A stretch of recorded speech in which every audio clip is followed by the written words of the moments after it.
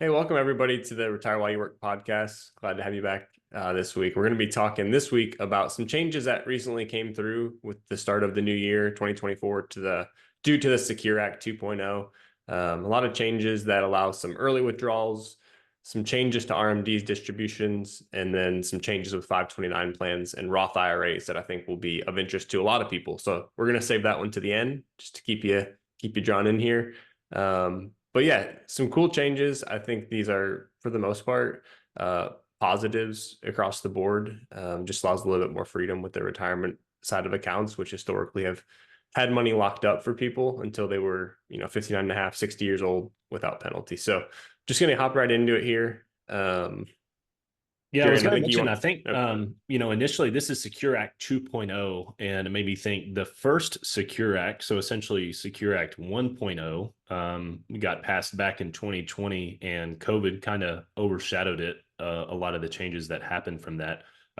Really, just to highlight super quick, and then we'll get into the 2.0, a couple of the biggest changes that happened were one, the RMD age was raised from 70 and a half, which was what we all knew as the RMD age for the longest time, up to 72, and then 73 the year following. So for 2023, it was at 73. And I know, Jeri Anne, you're about to touch on this. And then it also removed age limits on being able to contribute to an IRA. So used to, if you were 70 and a half or above, you couldn't even contribute to an IRA, even if you had the ability to with your income, and it just completely removed that. So there were a lot of few other things that were included with the Secure Act 1.0, but we're going to get into specifically the 2.0 that was And I just. think there were a lot of people that didn't know about those. We've had a ton of clients when they turn 70 say, "Hey, don't have to take an RMD this year."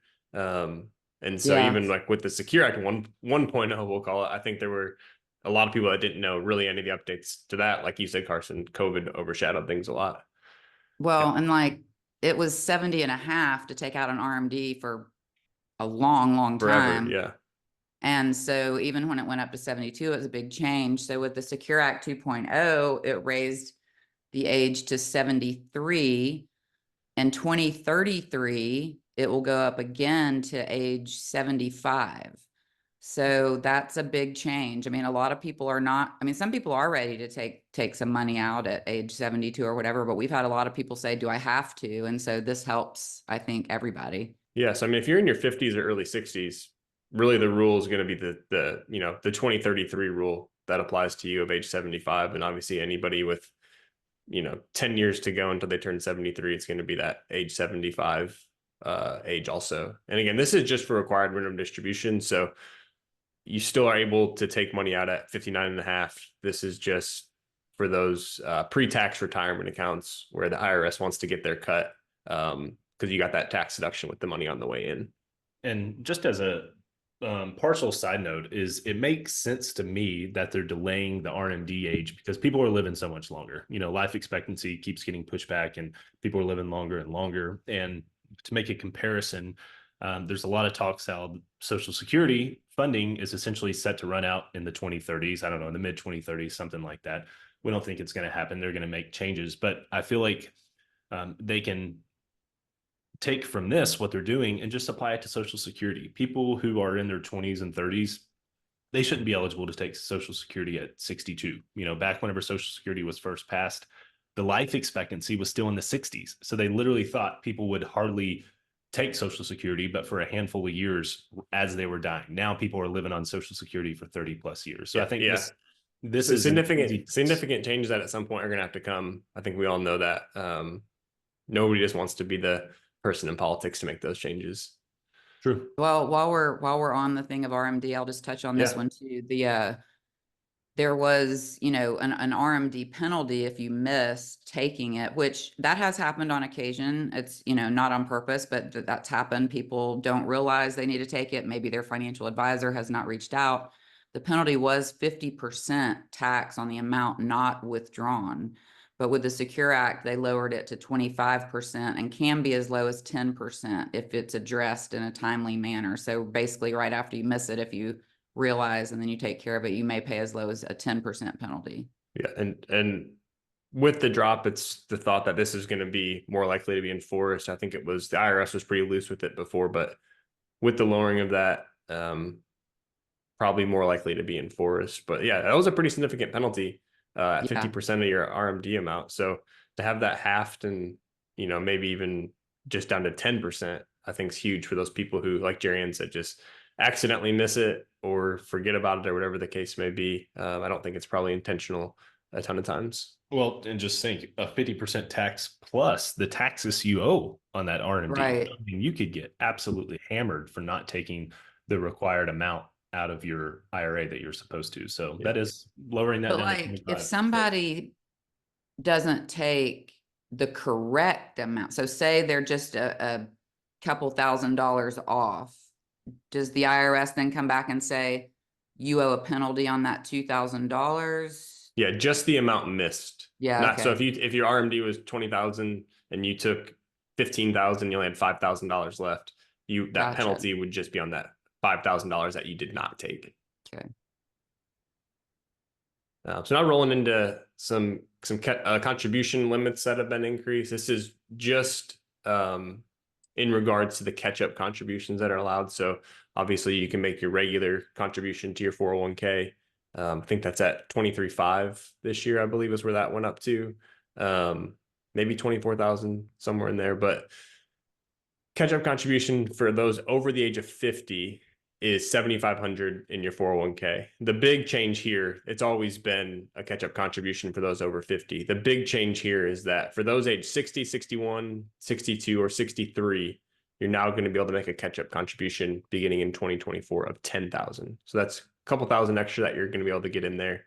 And then this is just in regards to the 401ks, but they did provide some guidance on the IRA catch up, which historically has been $1,000 each year for those over 50. Beginning here in the next year or so, this is going to be, I believe that was 2025. These are going to be indexed for to inflation for those over 50. So you're going to start to see a bump to that IRA contribution in coming years as well. And just as a confirmation, the 401k max for 2024 is 23,000 with the catch-up contribution of 7,500. So combined contribution of $30,500. But the 10,000 for those age 60 plus. I think catch-up and all the numbers they use for IRA should be indexed for inflation, Yep. rather than just as they occasionally every few years they bump it up $500. I don't see any reason why they can't just index it for inflation. It'll make it, it's not a round number, but every other number they use is indexed for inflation. So yeah, because that $1,000 IRA contribution catch up has been for those over 50 has been that way for, as long as I can remember. So, Yep. Carson, you want to take this one? Sure. Next up, they have passed having small penalty-free withdrawals starting in 2024. So what this means is, typically if you are not 59 and a half and you want to pull money out of your IRA, you're going to end up owing a penalty unless it's one of the few very, very small exceptions. You're still going to owe taxes, but now you can take out up to $1,000 out of a pre-tax IRA and you will not owe a penalty. You're still going to owe taxes. It's still going to be taxable, of course, because you got a tax deduction for that money going in. And one of the special rules with it is it's one distribution per year, and you can actually repay it within 3 years to mitigate the income tax that you're paying on it. So that would work. They would just credit that tax back in the year that you paid it back, I'm assuming is how that's going to work. Yeah, I assume so. And it's also no further distributions are allowed within a 3-year period without repayment. So that makes me think that $1,000 once every 3 years. Okay, Unless that's it's- what I was going to ask. So if you take out $1,000, you have to pay it back within the 3 years before you can take anything else. Yeah, it seems like they're just trying to make some sort of maybe short-term help to some people that are just a couple months without a job or something. Ideally, they'd, in that transition, take $1,000 out, and once they start a new job, be able to put that money back in pretty quickly. I think again, if you do it in the same tax year, you're not going to have any tax issue. So that I think if you're somebody who needs to utilize this in a year moving forward, I think that's probably the way to think about it. Is it's best just to be a quick short-term distribution, pay a few bills, and then within that same calendar year, try and get that money back in there. That makes sense. And student loans, been a lot of talk on student loans this year and forgiveness around those. Some of it got pushed through, some of it didn't, but the big one here is that starting this year, employers are actually going to be able to match employee student loan repayments with contributions to the retirement accounts. So not a ton of clarity or guidance on how this is going to work. It's obviously going to be up to the employers whether they're doing this or not. I'll be curious to see if there's a way to track at the end of this year how many employers actually took advantage of it. Guess it could be a good recruiting tool for those that are paying their student loans down to bring them in with the ability to put more in their retirement accounts. But again, this isn't going to be like liquid money that the employee is able to receive. It's money that's going to be added into their retirement accounts, 401k, IRA, SEP IRA, Simple IRA, etc. So a cool feature, I think. Again, I'll just be kind of curious to see how many people or employers actually take advantage of this one. Yeah, really just a way not to penalize people for being on time and making their student loan payments and trying to get ahead there and still getting an employer incentivized to contribute to their long-term retirement plan. So makes sense. Yep. Let's see. Is this the last one? I think this is the last there is maybe a couple more. There's three, this one, and then 2 or 3 more. Okay. Next up, another type of distribution that the IRS is extending some grace on, long-term care costs. You can now take distributions without penalty. So for people who are not quite 59 and a half yet, but have long-term care and long-term care insurance, you can withdraw up to $2,500 a year without the 10% penalty. But again, it's still going to be taxable. You got a tax deduction for the money going in. So it's just a little break. Yeah, I think this one's pretty cool though. I mean, long-term care costs a long-term care policy can be pretty expensive. So if somebody's just wanting to be able to offset the costs a little bit and not have to cash flow it from their regular income, $2,500 definitely for the majority of people is not going to cover that entire policy, but it'll put a nice little dent in it to be able to cover that cost, I think. Absolutely.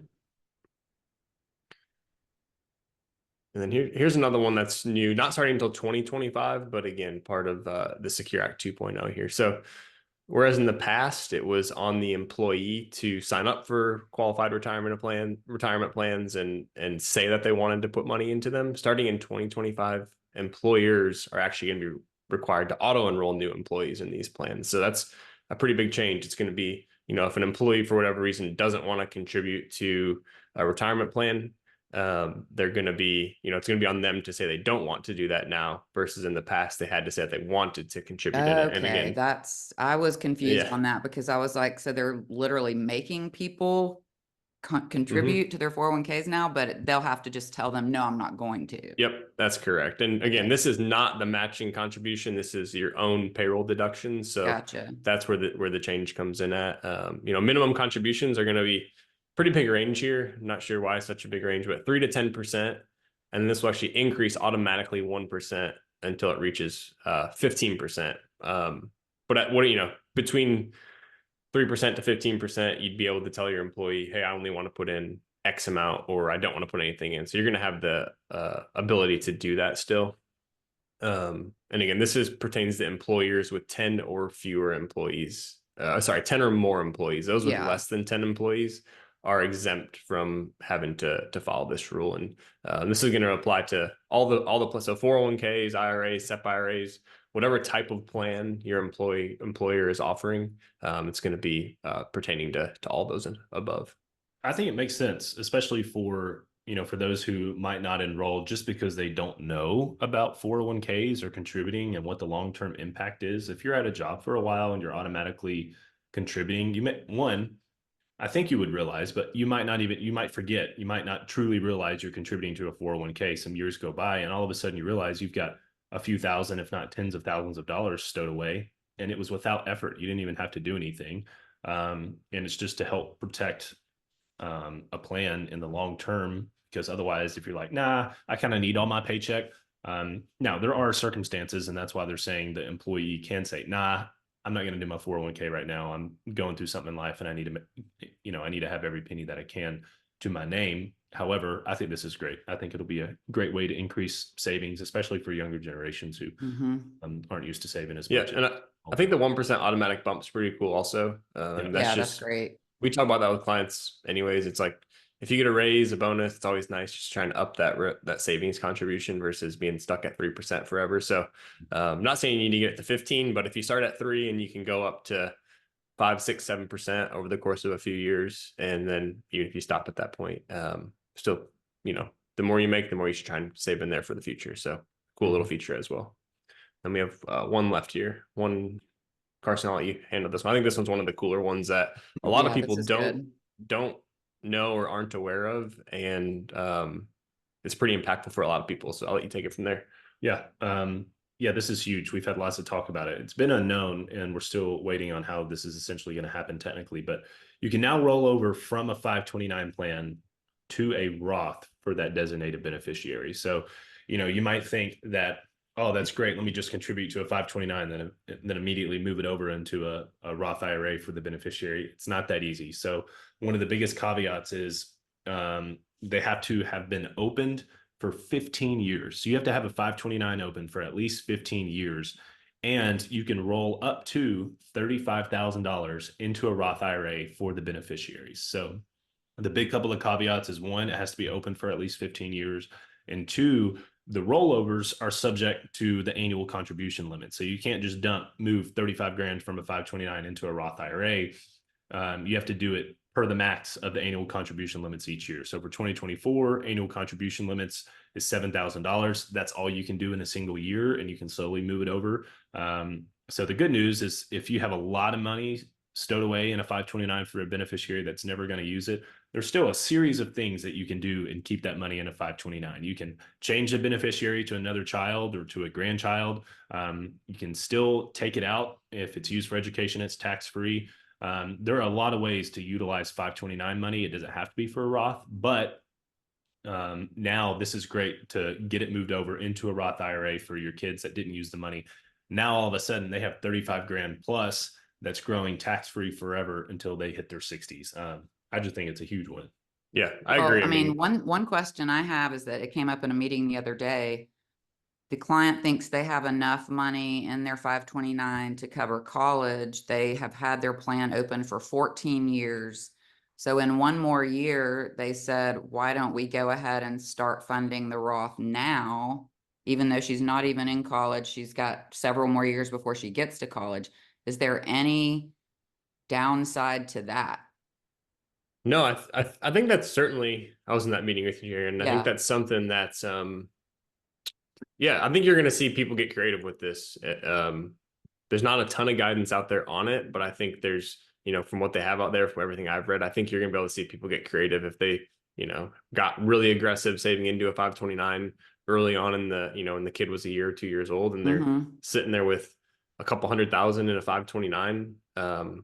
In that scenario, you're going to be able to see people, start moving money over when the kid's 16, 17, 18, if it's been open that long, and start funding the Roth for that longer term retirement bucket, and still leave a really good chunk in the 529 to be able to go towards college expenses. So again, my only argument in not doing that would be, you can't double up and contribute to a Roth IRA like normal and do one of these rollovers.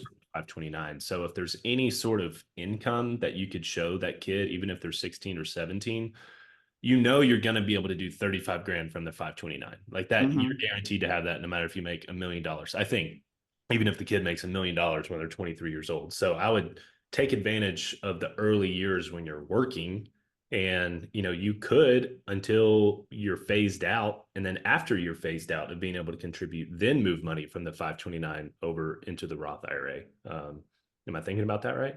I think so. Yeah. I mean, like I said, I think you're just going to see a lot of creativity around this rule. And I think it's just, it's cool in the fact that it's a question that we've gotten, prior to this year, a ton from clients to say, hey, I have, X amount left in a 529 for, my kids, and I want to make sure that they still get that money. I saved it for them, but what am I supposed to do with it without taxes and penalty? And so it's just cool that there's at least an option now to be able to get some of this money back without having to pay taxes and penalty on it.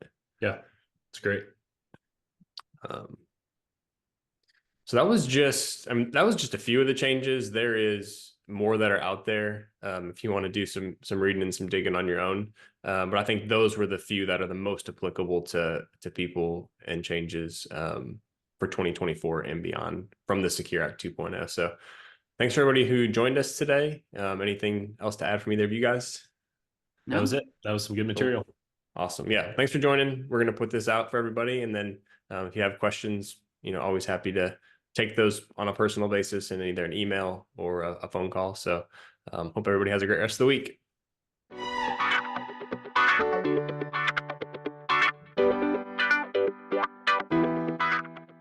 Any opinions are those of myself and not necessarily those of Raymond James. Expressions of opinion are as of this date and are subject to change without notice. The information contained in these podcasts do not purport to be a complete description of the securities market or developments referred to in this material.